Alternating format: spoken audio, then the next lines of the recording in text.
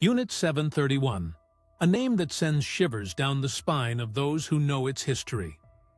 During World War II, this top-secret Japanese program became synonymous with inhumanity and unspeakable suffering. Conducting horrific experiments under the guise of scientific advancement, Unit 731 was a hidden weapon in Japan's biological warfare strategy.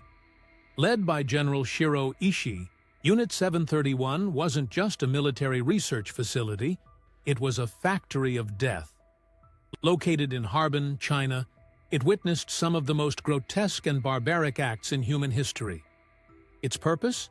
To develop biological and chemical weapons, no matter the cost in human lives. This is the story of Unit 731, a story of war, cruelty, and lessons humanity must never forget. The origins of Unit 731 date back to 1935, when the Imperial Japanese Army sought an edge in warfare by weaponizing diseases. Officially named the Epidemic Prevention and Water Purification Department, its true nature was anything but noble. The facility was built to test and refine biological weapons for use in combat. Shiro Ishii, a military physician and microbiologist, was the mastermind behind the project. Ishii's vision was to create weapons of mass destruction using pathogens like plague, cholera, typhoid, and anthrax. To achieve this, he needed human subjects, and plenty of them. The Imperial Army supplied Unit 731 with thousands of prisoners of war, civilians, and political dissidents from China, Korea, the Soviet Union, and other occupied territories. These victims, dehumanized as mere logs, became the unwilling participants in some of the most brutal experiments in history. Unit 731's experiments were beyond comprehension. Prisoners were subjected to diseases deliberately to observe their effects. They were exposed to plague-infected fleas, injected with deadly pathogens, and forced to endure extreme conditions. The researchers sought to understand how diseases spread, how long they took to kill, and what treatments might counteract them. One of the most infamous practices was vivisection. Prisoners were dissected alive, without anesthesia, so scientists could study the effects of disease on living organs. These live dissections were performed on men, women, and even children. Frostbite experiments were another horrific chapter. Prisoners' limbs were exposed to freezing temperatures until they were frozen solid. The researchers would then test various methods to thaw the limbs, often resulting in excruciating pain and death. Other experiments involved chemical weapons, dehydration, starvation, and explosive tests, where prisoners were strapped to devices and blown apart to study blast effects. The atrocities of Unit 731 didn't end within its walls. Biological weapons developed at the facility were tested on real populations. Plague-infested fleas were dropped over Chinese villages, causing widespread outbreaks. Food and water supplies were contaminated with cholera and typhoid, leading to devastating epidemics. These weapons of mass destruction were part of Japan's broader strategy to destabilize and terrorize enemy territories.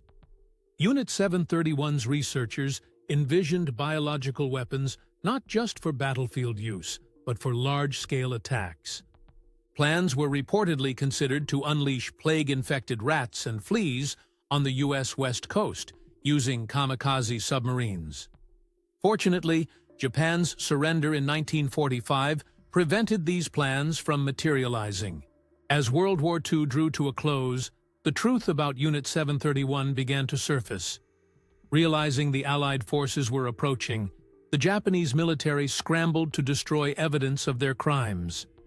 Laboratories were burned, and prisoners who hadn't already perished were executed to silence witnesses. Despite these efforts, Unit 731's dark legacy couldn't be erased entirely. After Japan's surrender, details of the experiments came to light. However, what followed was equally shocking. Shiro Ishii and many of his colleagues were never held accountable. In exchange for immunity, They provided their research data to the United States. The U.S., eager to gain insights into biological warfare, struck a deal that allowed these war criminals to escape justice. Today, Unit 731 remains one of the most horrifying examples of human cruelty in wartime. In Harbin, a museum now stands where the facility once operated, serving as a stark reminder of the atrocities committed. It is a place of mourning and reflection, ensuring that the victims are not forgotten. Unit 731's story raises profound ethical questions about the limits of science and the morality of war. How far should humanity go in the name of progress? What responsibility do scientists and military leaders have to protect human dignity? These questions remain relevant today, as the shadow of Unit 731 continues to loom over discussions of biological and chemical warfare. Unit 731 is more than just a historical atrocity. It is a warning of what happens when morality is discarded in the pursuit of power. It reminds us of the importance of accountability, the dangers of unchecked ambition, and the need to protect human rights, even in times of war. The victims of Unit 731 deserve to be remembered. Their suffering must not be in vain. By confronting the past, we can ensure a future where such horrors are never repeated. The story of Unit 731 is one of pain, loss, and unimaginable cruelty. But it is also a story of resilience, a reminder that even in the darkest times, humanity can learn and strive for a better path. It's up to us to ensure that the lessons of Unit 731 are never forgotten and that history never repeats itself.